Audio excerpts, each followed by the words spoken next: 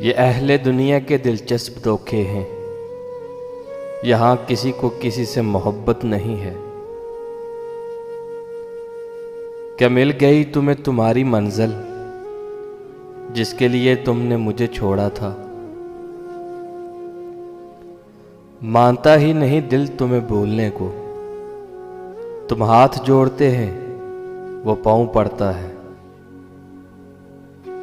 दिल तोड़कर कहते हैं मेरा वो मतलब नहीं था। कुछ रोज मेरी जिंदगी तुम जी के देख लो।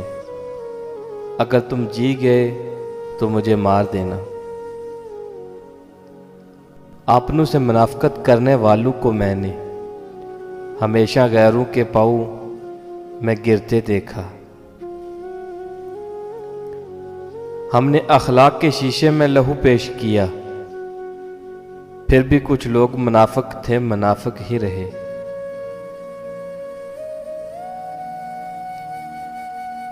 आखिरी खत तेरी दीमक से भी खाया न गया। कितनी करवट थी तेरे हिजर में अंदाजा कर। फालतू लोग हैं हम, अगर रूठ भी जाएं तो कोई मनाने नहीं आता।